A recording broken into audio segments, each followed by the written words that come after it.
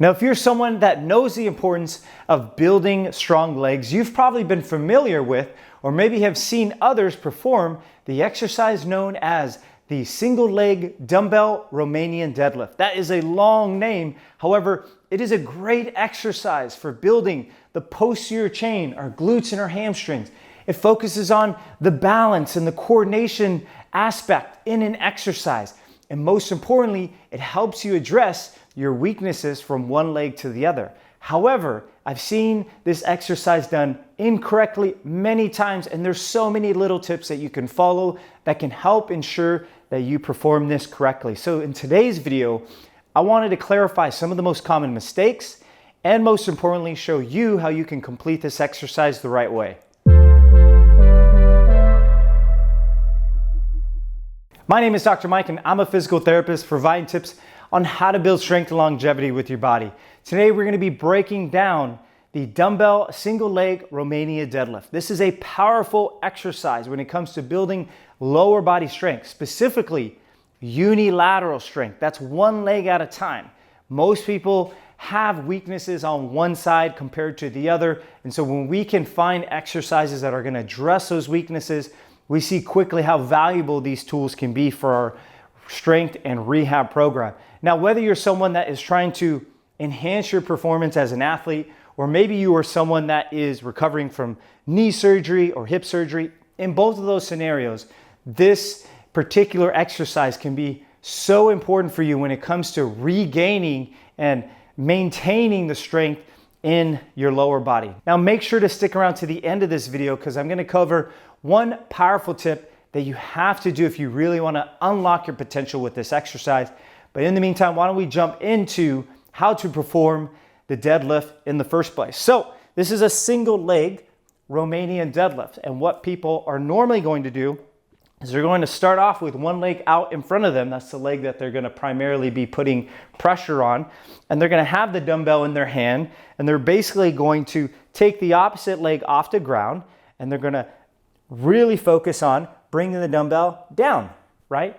It may seem a little simple at first, like, okay, what's the difficult part about this particular exercise? But there's so many nuances and things that you can actually do incorrectly here. And we'll get into the first one, and that is the pelvis position when we're working here. So let me explain.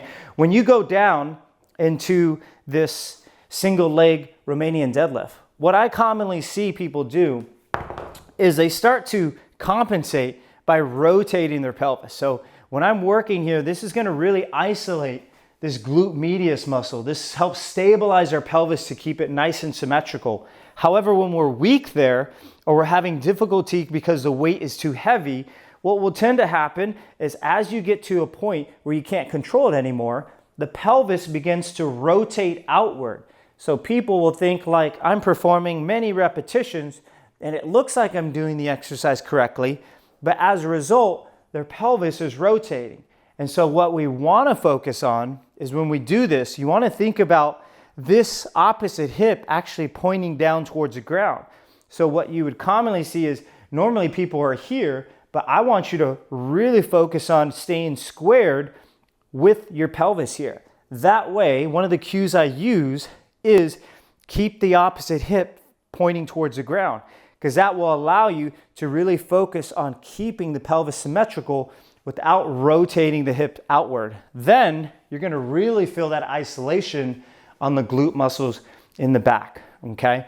The second tip that I want to give you guys is hinging at the hip, because the common mistakes that I'll see what's happening at the lower back is usually this happens when the weight is too heavy, is when people go down, they start to round their back and they're just focused on getting the dumbbell down on the ground. So when they go down and go forward, they're really actually bending forward with their lower back versus bending forward using the hip. If we do this correctly, the key is hinging in the hips, bending at the hips. It should almost feel like this is the fulcrum and I'm moving through this point. This is my axis here. I'm not rounding my back here.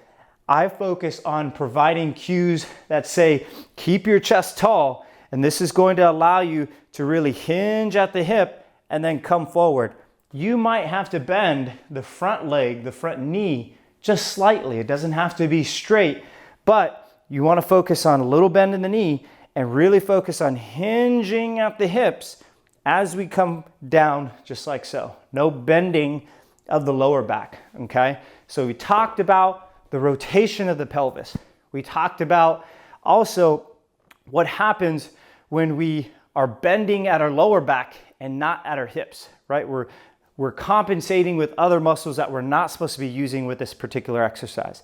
Then we're gonna go over the next mistake that I think really can make a big difference is which hand you're holding the dumbbell in.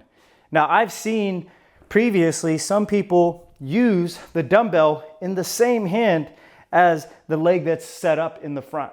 And the reason why I'm not a big fan of this in particular is because what's going to happen when you have more weight on one side, you are going to have a tendency to be shifted to this right side, which is going to really want to make your pelvis rotate outward, which is the first mistake that we went over that we don't want you doing. And that's why if we actually take the dumbbell and we place it in the opposite hand, using the opposite hand with the dumbbell, this is going to allow me to stay more balanced, to stay more stacked, and it's going to allow my pelvis to point downward, just as we instructed the best way to do in that first mistake that we were talking about. Now, just as I mentioned earlier in the video, we're gonna go over my favorite tip on how you can truly unlock the potential with this particular exercise, and that is performing this exercise barefoot. When you are barefoot and your feet can feel the ground, I firmly believe that you're going to reap the benefits of this exercise because it's going to train your feet on how to grip the ground whenever the weight is moving you in all these various planes. If you are in these shoes that have very narrow toe boxes, you have so much support, you really forget about what is happening with the feet. And that's why when you do this barefooted, it just unlocks another different potential with this exercise. It really gets you to train your feet muscles and your ankle muscles more than if you were wearing just regular supported shoes. Now here, I'm wearing the Feel Grounds barefoot shoes. And honestly, these are amazing. They got a mesh covering over the top, wide shoe box. In fact, I can feel when I'm walking on rocks, when I'm on flat surfaces. When I train, I use the Feel Grounds move because I can truly feel what's happening at my feet, and I can feel my feet gripping the ground. So let's go and recap and go over all of the tips that we talked about so that we can ensure you're performing this exercise correctly. The first thing we started to talk about is ensuring that when we're going down, that pelvis is pointing down towards the ground and I stay nice and balanced, right? I'm not rotating my pelvis just like so. The second tip we talked about is learning how to hinge at the hip, not bending at the lower back, okay? The third tip we talked about is which hand we're holding the dumbbell, okay? We're not holding it in the same side that the leg is working. We're actually holding it in the opposite side so we can stay nice and balanced. And the last tip that we talked about is ensuring that you are incorporating some barefoot training by performing this particular exercise barefoot, which is going to train your feet and your ankles like no other exercise can do. Now, if there's a particular exercise that you would like for me to cover in our Doing It Wrong series, please be sure to leave a comment below. In the meantime, I'll see you in the next one.